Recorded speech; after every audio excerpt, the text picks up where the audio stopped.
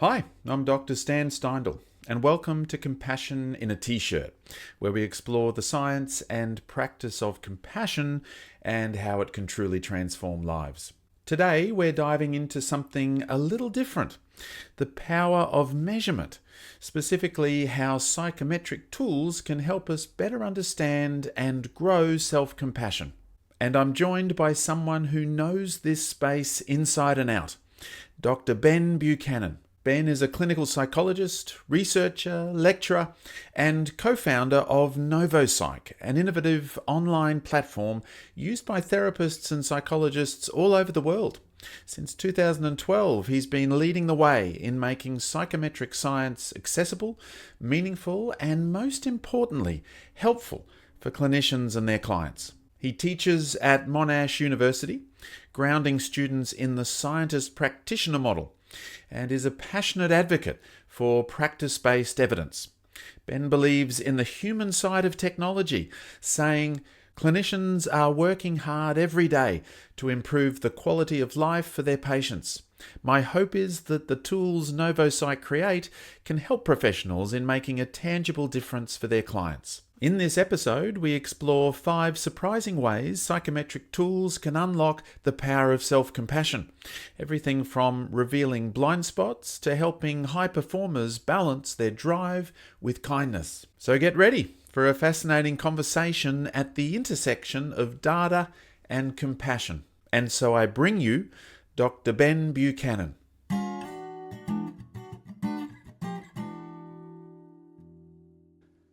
Very good. We get into it? Yep. All right. Dr. Ben Buchanan, welcome to Compassion in a T-shirt. Oh, thank you for having me. Wonderful to see you. We've gone back and forth a bit just to kind of prepare for the conversation, but and I was gonna title it 5 surprising ways psychometric tools can unlock the power of self-compassion. We'll see how we go. But I thought we could just get straight into it and sort of you'd mentioned that the first way that psychometrics might help is by identifying blind spots, was your thought Yeah. there. So tell us what that's about.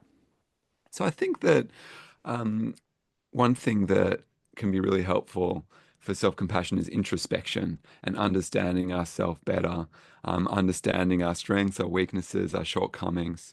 And I think that with psychometric measurement, which is what I'm hugely passionate about, I think it is a tool that's really helpful for self-reflection, introspection, and then understanding ourselves from a different point of view. I think that we often get stuck in particular views of ourselves, whether they be um, views surrounding like shameful things or self-critical things, or in contrast, self-congratulatory things or overly optimistic views of ourselves. And so I think that psychometric tools, when we self-administer them, or if clinicians are administering them to clients, helps break us out of the standard ways we might be reflecting on ourselves and then look at ourselves through a new paradigm. And when we do that, it's a new opportunity to, well, for self-compassion. Some people can also jump to self-criticism, or, if it's done wrong, some people can be like, here's a new, pathology I have, or terrible thing that this questionnaire has revealed about me. But through guidance from a clinician, I think that exploring and having a shared formulation with questionnaires can be really, really transformative and helpful. Yeah, it just reminds me of the sort of the task in CFT or compassion focused therapy. We think of mind awareness, I suppose, that in some ways we're working towards a sort of good awareness and understanding of our own minds. That's sort of the first step in a way, and trying to then work with and manage the mind and take responsibility for the bits that we find, I suppose. What would you say are some of the key constructs that one might assess psychometrically and to sort of help build this mind awareness? Yeah. Well, I think that in clinical practice, what I would typically do in like a first session with a client is the two ones that are my favorite would be the depression, anxiety, stress scale, just to get a measurement of symptoms. But also, I tend to give the Rosenberg self-esteem scale, which I know is, self-esteem obviously different to self-compassion. We might talk a little bit about that. But I think that these two scales have uh, can can impact clients in different ways. I've had clients that I've given the depression, anxiety, stress scale to, and I've shown them the results. And I've said to them, you've scored in the extremely severe range for depression. And they've looked at me with tears in their eyes, and they've started to, get really emotional. And I say, what's happening for you now? And they've said, what I'm going through is real. I'm not making it up. And just getting that feedback from a simple scale like the DAS, that what their experience can be named, it can be visualized on a graph, really gives an opportunity for self-understanding, and then them to feel empathy towards themselves. I suppose built into that person's statement that it is real was this self-doubt, or gaslighting themselves around, am I just making it up? Am I just pathetic? What the hell is wrong with me? And then the other one I tend to give in the first session is the Rosenberg self-esteem scale. Um, and I know that lots of people have moved away from the construct of self-esteem in favor of self-compassion, and I broadly agree with that. But I think the Rosenberg self-esteem scale measures something. It's almost, self-esteem is almost the opposite of like self-criticism. And so having healthy self-esteem is not necessarily having like super high self-esteem, which might mean you never engage in, self-reflection or acknowledge your shortcomings. But typically with clients that I'll see in clinical practice is that they'll score on the in the bottom 10% of self-esteem. And this Rosenberg self-esteem scale gives a score between 0 and 100. And the way I explain it to clients, I'll say, if you score 100 on self-esteem, it means you love yourself, you never engage in self-criticism. If you score 50, you might have a balanced view of yourself. You like yourself, you know that you're not perfect. But if you're scoring below 10, it means that you're actually more of an enemy to yourself than a friend. And when I show people their score, which is typically below 10, sometimes as low as one, or uh, that really, um, I think, uh, communicates in a very profound way that their relationship with themselves needs profound intervention, and that might be at the center of some of their mood issues. Mm. Yes, it's the DAS 10 you use.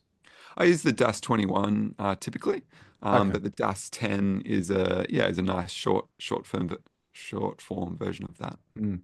So the DAS piece of it is the word that came to mind for me was sort of it is validation in a sense. The person feels all this stuff, but here's a kind of a sort of an objective piece of feedback that kind of validates what they've been going through. It is real. It sort of it is something that I'm battling with, and there's a sort of almost a relief maybe or something like that that comes with that little sense of validation, and maybe too the self-empathy, which is Mm. all of that is really a big part of the first steps in self-compassion, I suppose, isn't it? Is to be able to validate oneself, empathize with oneself, sympathize with what one is going through. And so the DAS really speaks in a sense to the suffering. And then the measurement of self-esteem is fascinating as well, because it then starts to help the person with the formulation, the sort of I sometimes think of that as wisdom talk. I'm a sort of a motivational interviewing guy, and we have, change talk and sustain talk, but then we have wisdom talk, which is when people start to reflect and to express a sense of themselves from some kind of insight, or even, a kind of theoretical perspective, understanding themselves from some sort of theoretical perspective. So they start to think, okay, it's sort of, there's something there in my self-esteem.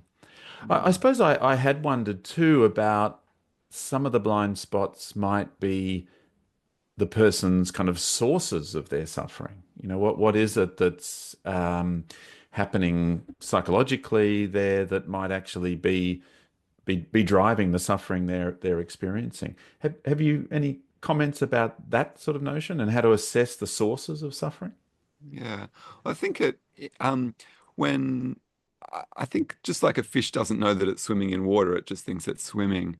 I think that people often don't evaluate the underlying assumptions they make about the world, themselves or other people. I suppose this is, I'm talking about schemas or core beliefs or um, just assumptions that people have. And so, uh, and self-esteem is one of them. People just think it's, perhaps normal to be self-critical. And then when you give them a percentile rank on the Rosenberg self-esteem scale, it's like, oh, this is not normal. I am like particularly self-critical. But then other things like measuring people with a schema scale, like the maladaptive schema scale, and showing the long-held underlying assumptions that they have about themselves, for example, a sense of defectiveness, or um, a a sense of low self-efficacy, like they're just ineffective, um, can really bring to conscious awareness this sort of attack vector that they've had on themselves, or that has been slowly undermining their sense of well-being. And so I think that, this sort of shared formulation that can occur in the first few sessions of therapy with the help of assessments can be fantastic. Although having said that, I really want to emphasize as well, assessments can be done in a really non-affirming way. Like if you just give someone a bunch of assessments and you say, right, you slap on, some diagnoses, like you've got depression, you've got borderline, you've got attachment difficulties. It can be done the wrong way. Just new ways for a client to engage in self-criticism. And so it's always this assessment process really has to be part of a therapeutic process rather than an afterthought or something that you're using, clinicians are using without that built-in compassion.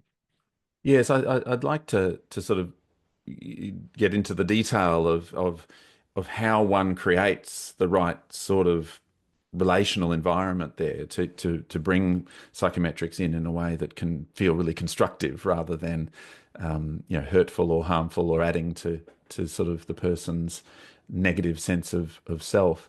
I had thought, yeah, that there's things like self-criticism and shame, perfectionism or procrastination, avoidance. Those might all be targets for psychometrics to kind of help, and as you say, delivered in a really helpful way, but to all become part of that formulation. Even too, there are some measures there on NovoPsych, for example, around sort of executive functions or ADHD, or other sort of adjacent uh, presenting kind of challenges that the person has, and being able to sort of start to identify that through the conversation or the clinical interview, and then provide psychometric assessment around these other adjacent contributors might also Mm. just help to kind of create that awareness and understanding.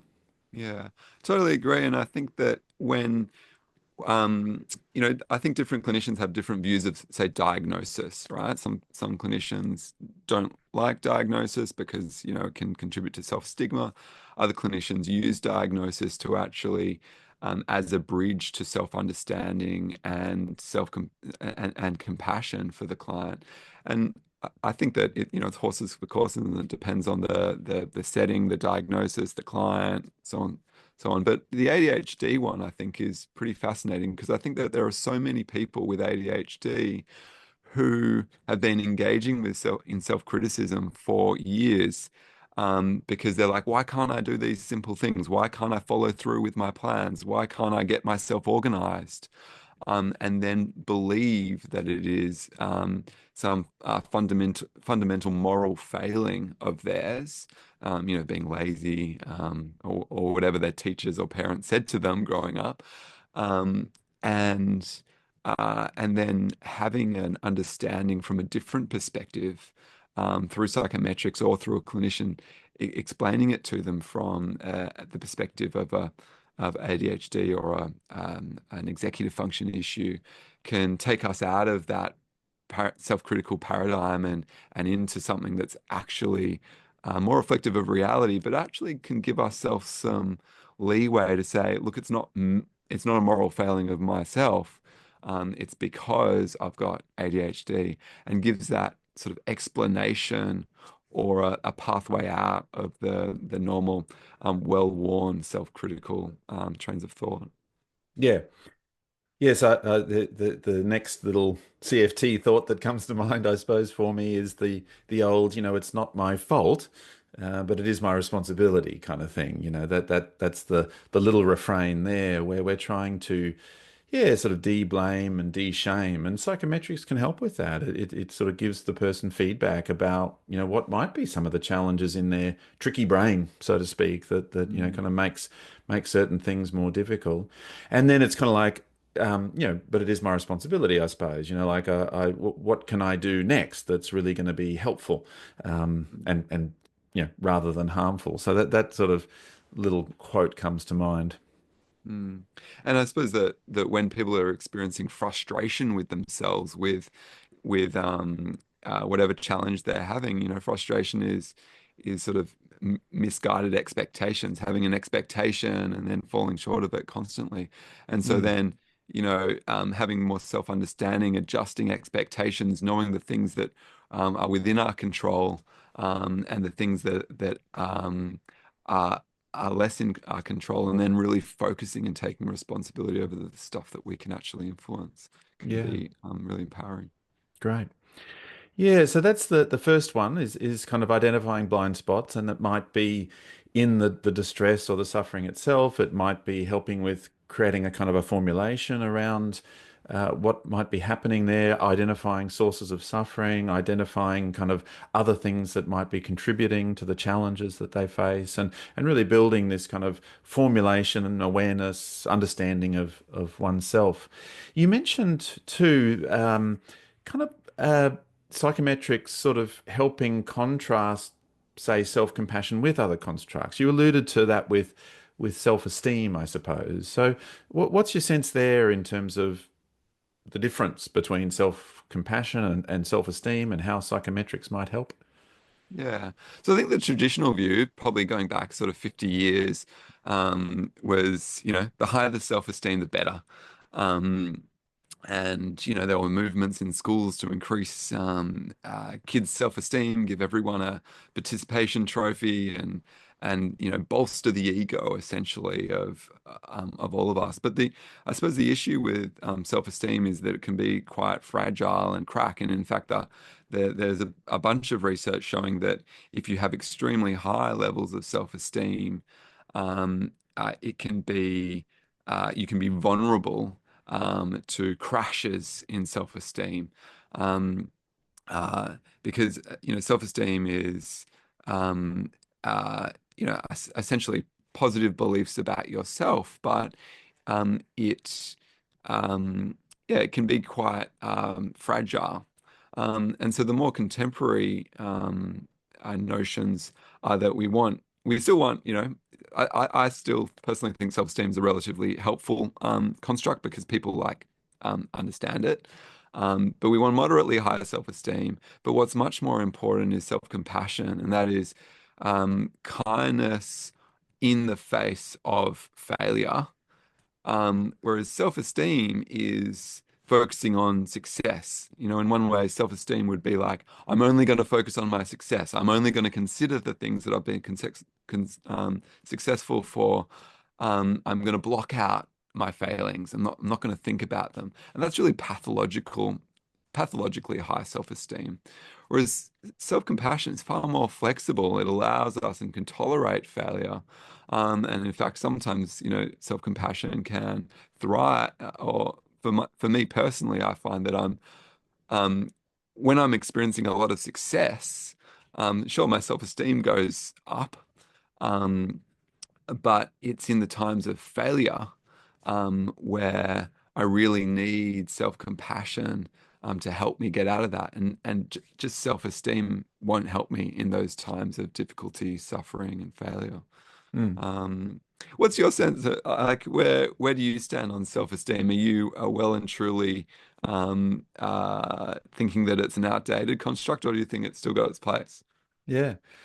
Um, it's an interesting thing you said. You sort of said that it's still useful, you feel, because people sort of understand it, and that it has a kind of a face validity almost in working with people, and they can sort of understand it and reflect on their self-esteem and so on. And I really kind of can see that, and I like your point about the sort of the sweet spot of self-esteem. There's something there whereby we're not wanting it to be too high or low, and we're wanting that sense of self-esteem. The challenge I often have with it is it's often discussed in relatively vague terms, and it's hard to really pin down what one might do to work with or to build self-esteem. Often clients might say, I really I need to build my self-esteem, and yeah, often the mind goes to things like, you know, prior successes or certain strengths or qualities, or trying to explore those elements of the person. But it's fragile, like you say, that when there are disappointments or failures, things go wrong, there are challenges.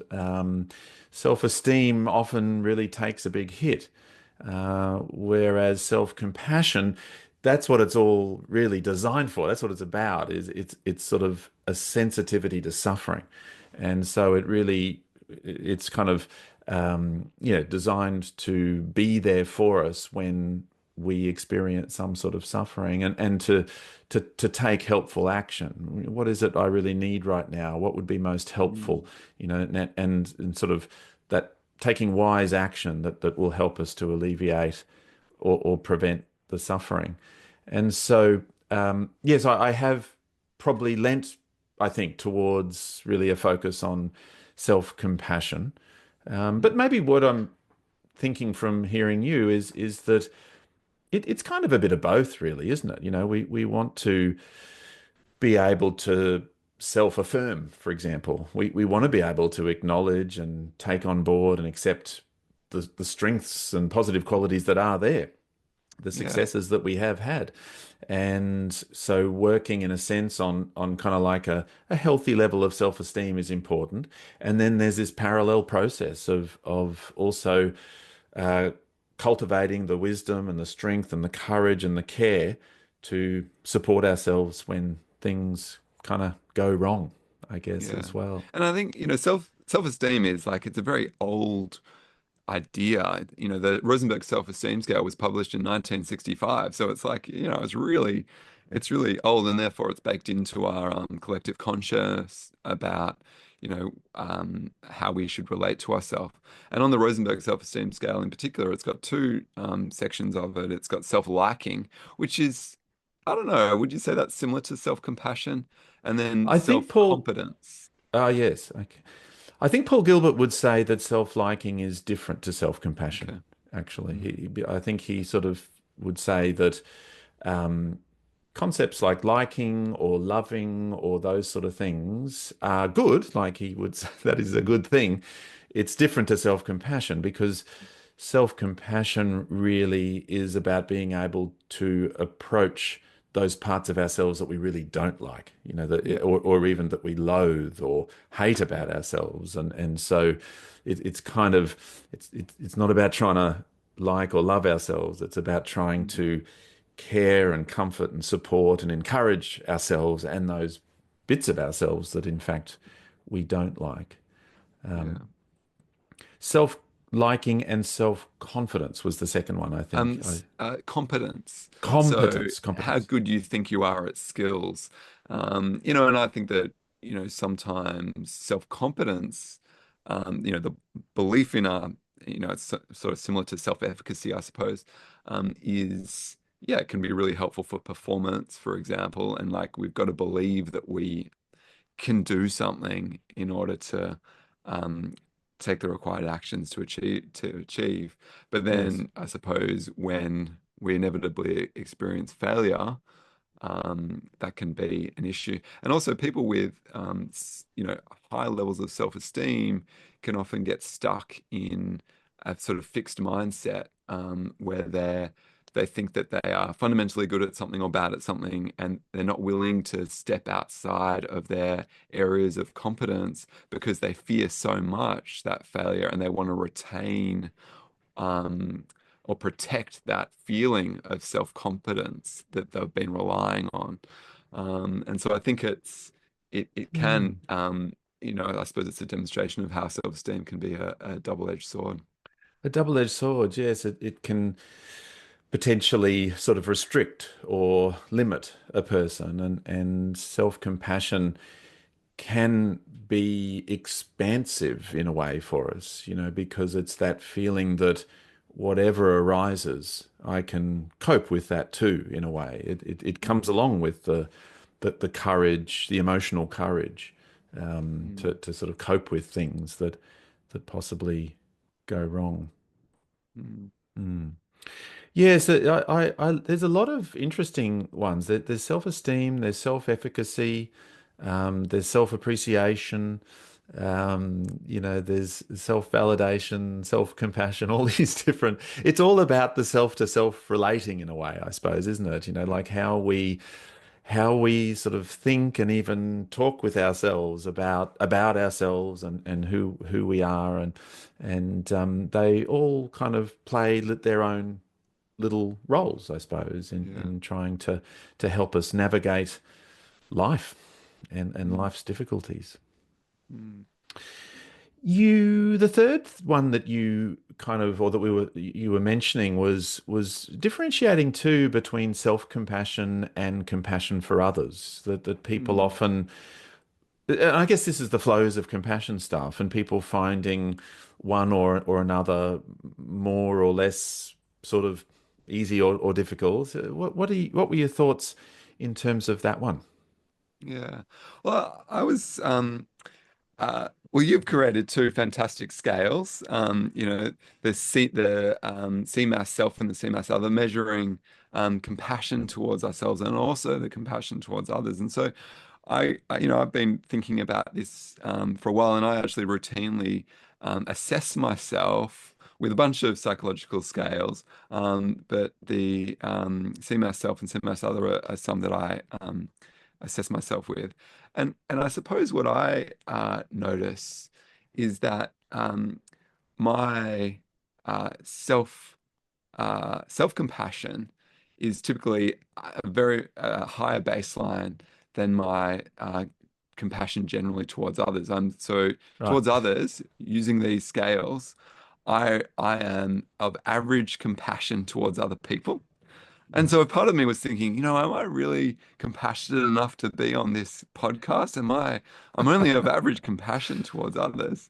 Uh, and then, but my self-compassion is high, or above average. And one of the great things about these scales, so thank you for producing them, is that, it allows us to get a bit of an objective sense about where we are in the present, with compassion.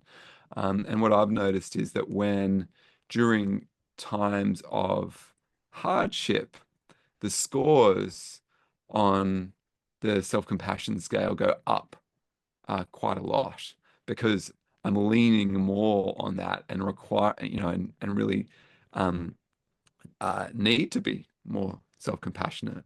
Whereas when things are going well, I'm experiencing success, my self-compassion, just goes, just to a lower state because maybe it's not needed. Mm. Um, Yeah, and that's really interesting observation. Sorry. Yeah. yeah, and and then I suppose the other thing that I've observed in myself is that I my work as a clinical psychologist, I used to spend the majority of it working with clients, and and I believe that the best version of myself, or one of the best versions of myself, is in the therapy room, working with clients because it allows me to be kind, compassionate, caring, non-judgmental, patient, all of these virtues. And then a few years ago, when I started to reduce my load of clients and now more, doing less interpersonal work and more cerebral work to do with psychometrics, I noticed that because I've been longitudinally tracking my compassion towards others for over 3 years now, that my compassion towards others, according to the CMAS, has gone down. So it used to be above average, and now simply gone to the average level. And so I think it's interesting because it seems to me that we need, or when I used to have more opportunity to extend compassion towards other people, um, uh, yeah, meant that I was exercising that muscle more.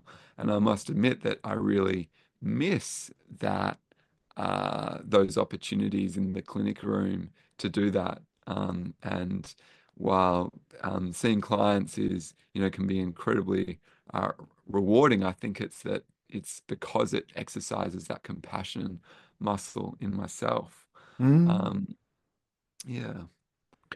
Yes, the Thich Nhat Hanh quote, "Compassion is a verb," he says, and it's sort of what you're saying there, actually, that compassion and self-compassion are, they are to do with a sensitivity to suffering and engagement with the suffering and awareness and noticing and so on.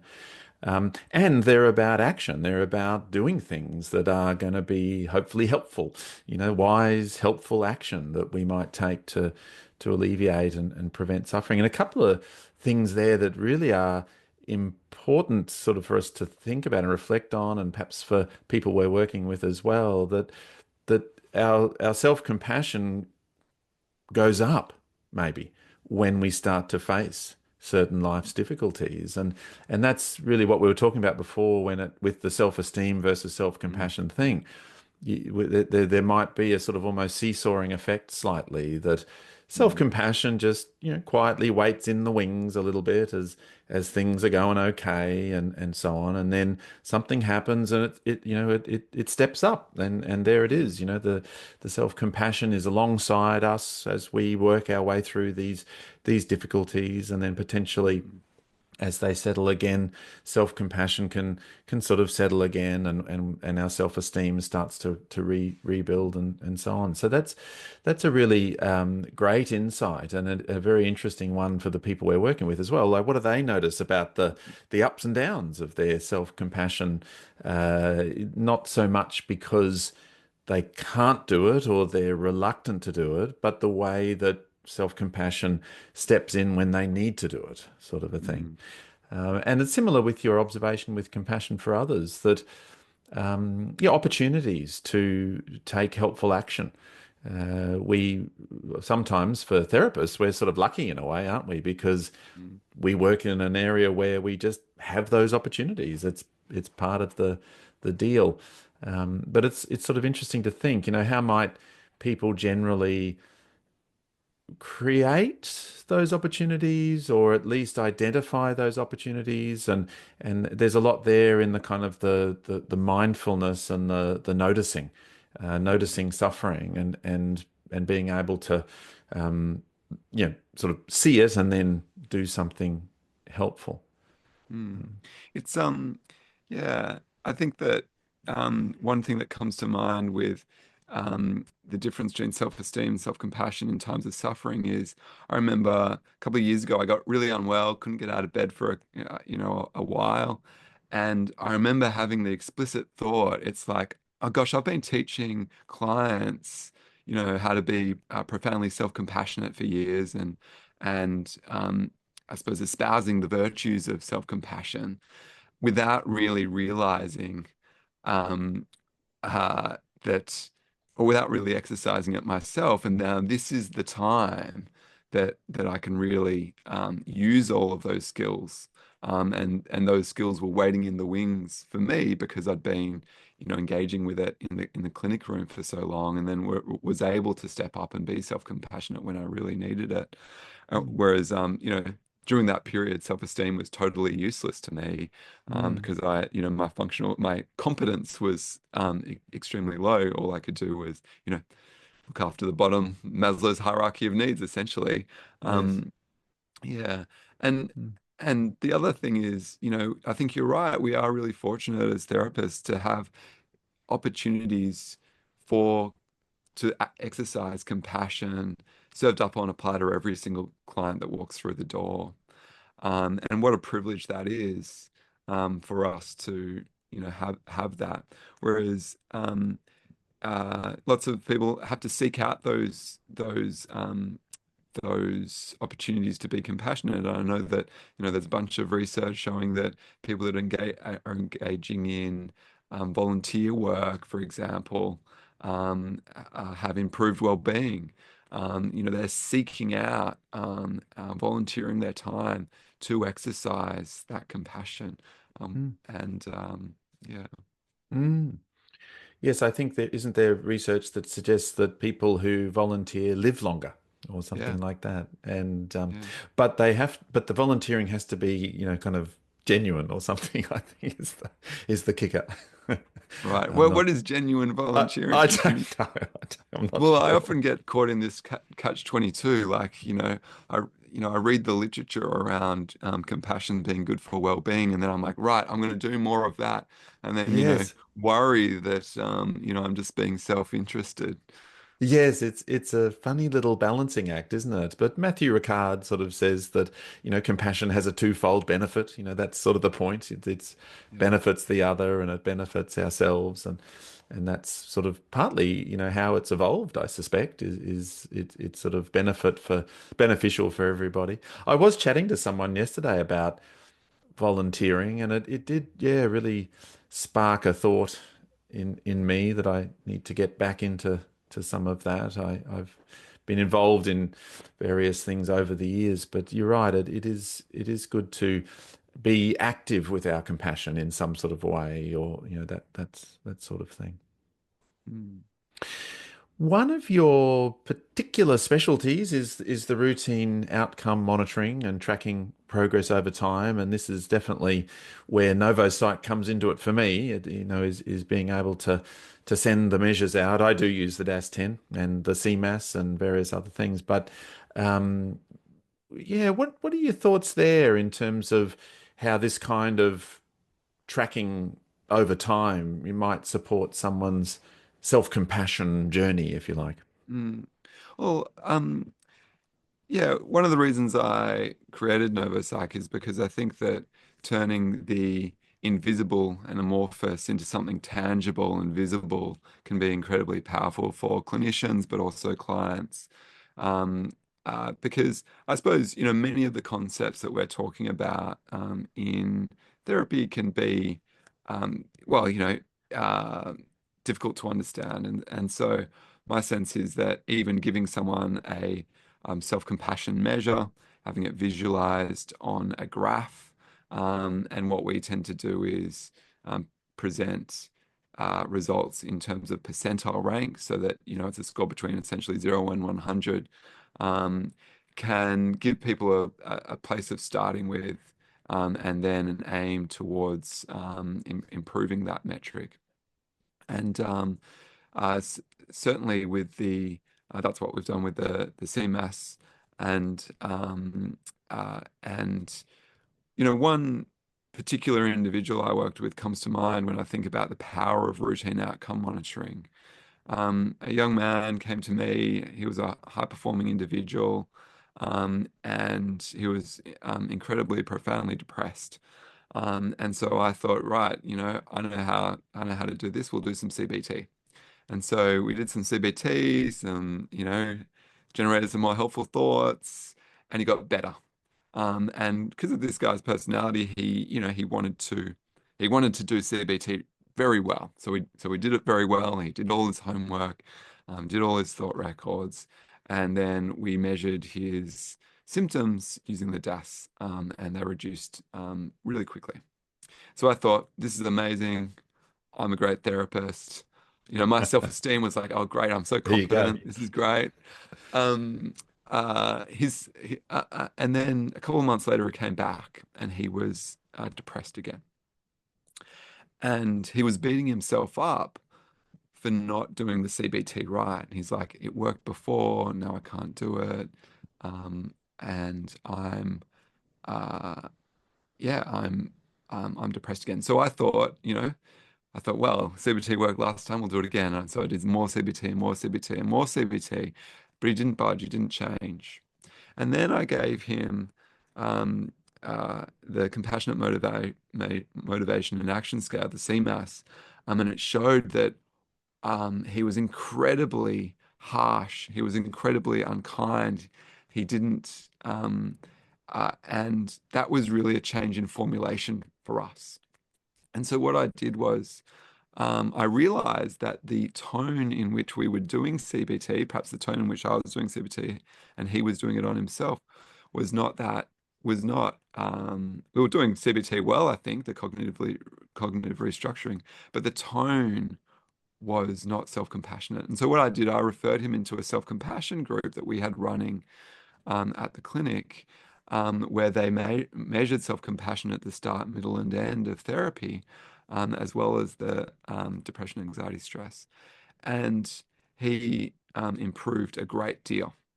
And I think there's a couple of things in this. Firstly, um, I was able to see, because I was routinely measuring his symptoms, that CBT wasn't working for him.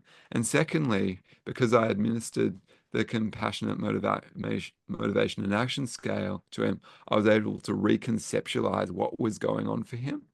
And then thirdly, was able to see, as he became more self-compassionate, as measured by the CMAS, his symptoms came down. Um, and and that was a really obvious example of the way that routine outcome monitoring can help us assist our clients better. And I'm not sure I would have really seen with such clarity that the CBT wasn't working, and seen with such clarity that it was an issue with self-compassion unless I had those measures available to me. Yeah, they really helped to elucidate what was kind of going on there, and Yeah. the subtlety of tone. It's so Mm, interesting, isn't it? The way that the tone with which we relate to ourselves, can mm, be, yeah, well, still in that harsh, attacking, self-critical tone, even though we're doing good cognitive restructuring, as you say. absolutely.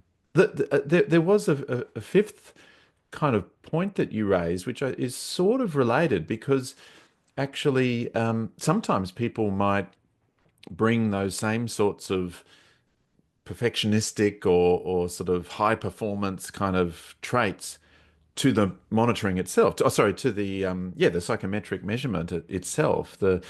How do we sort of balance using measurements like that, without tipping into something where the person starts to be very threat-based drive about it, like sort of having high expectations of themselves or wanting to see progress, or kind of engaging with the psychometrics in a way that kind of just uh, has a feedback loop into self-criticism maybe, and things like Yeah. that. So how do you recommend using the psychometric tools in a way that encourages this insight and this growth without falling into some kind of self-criticism or perfectionism and so on?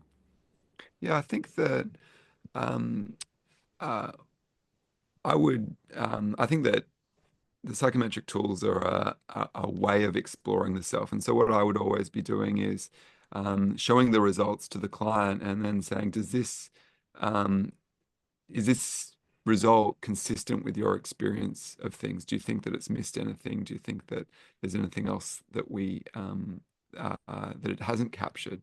And then in that conversation, see how they're reacting to the result. And if they say, I'm depressed, I'm terribly depressed again, and isn't this pathetic? Getting a sense of how they're reacting to the result, and then modeling to them how they can be reacting to the result in a compassionate and kind way. Um, and so seeing, showing them the result and then saying, it sounds like things are really tough. It sounds like you've been struggling for a long time, to really show them that this is not a measure of success or failure. It's just a tool for self-understanding.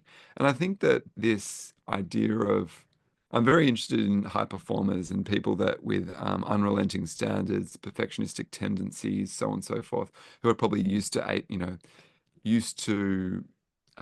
wanting to get an A+ on it, and that can definitely extend onto psychometrics where they're like, um, you know did I get an F? Did I get an A+? Where do I sit on it? And then just use it as another attack vector for themselves. So we got to be careful of that, um, and really be modeling to the clients an open, curious, non-judgmental stance when it comes to um, considering considering themselves through that new lens. Yes, it's definitely, kind of not just give the questionnaires and then put it on the file. Like it really is about the inquiry, first of all, like being able to explore and inquire after the person's, reflections and what they make of it and the implications and so on. And then the modeling, how we might model a compassionate approach really to sort of reviewing and reflecting on questionnaire results. And I guess it might be in the original setup too, I suppose, early on in the relationship where you introduce the idea of doing kind of psychometric measurement or routine outcome monitoring. How would you recommend that bit? Are there little tips there in terms of how we even sort of introduce this idea to people? Yeah, so the way I introduce it in the first session is I'll say, firstly, I'll spend the majority of the first session listening to them, understanding them, and then I'll say, is it okay if you spend a couple of minutes filling in this questionnaire to see if we can get an objective measure of where you're at, and so that we can, and then I'll routinely give you these questionnaires throughout our engagement together to see if we can get a sense of whether there's been progress or not, and whether there's something that we can do. And if we are seeing progress, we'll do more of the same thing.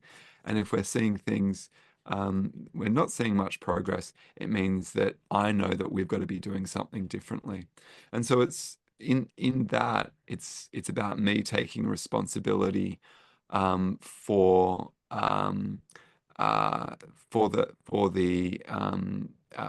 guiding the treatment. And because some people will say, well, if I'm not making progress, it's because I'm defective and I'm bad. And so setting it up with saying these questionnaires are giving me really helpful information about how I can guide treatment better. Hmm. I've had people, and if you don't do the setup right, people can say things like, oh, well, you know, you're such a great therapist and I'm so lucky to have you. And I'm failing as a patient because my symptoms are not reducing. And so in the initial setup, we've got to not necessarily set the expectations that everyone's symptoms reduce and that there's particular benchmarks or KPIs that we're going for, that this is really an ongoing journey. And the psychometrics and the outcome monitoring are a way of seeing our progress and our setbacks along that dynamic journey. Do you include in that the more like the session rating or the therapist feedback to in your ongoing measurement? Yeah. So personally, I don't use session sort of therapeutic alliance measures. On NovoPsych, we've got one called the AGNU or the ARM5. Um, and it's about the rating of the client of how the session went and how the therapist whether the client and the therapist gelled and agreed on important ways of working. And I think that the clinicians that use that can find it really useful to build on and explicitly explore the therapeutic relationship. It's not something that I do though, though I know that some people find it incredibly valuable. Yeah. Yeah. Cool. Well, yeah, identifying blind spots, contrasting self-esteem and self-compassion, contrasting compassion for others with compassion for self, tracking progress over time, balancing measurement with, yeah, sort of the approach that we might take, especially with high performers or where there's, sort of more perfectionistic or even self-critical styles. I wonder if I'll let you go in a moment. I've taken a lot of your time, but I wonder just before we finish, um, yeah, what's NovoPsych? Just give us a little kind of sense of that Yeah. before we go. So NovoPsych is a platform for clinicians, mental health clinicians, to administer and automatically score psychometric scales. So we've got over 150 psychometric scales, some for diagnosis, some for outcome monitoring, some for formulation. And so we'll measure everything from self-compassion to PTSD.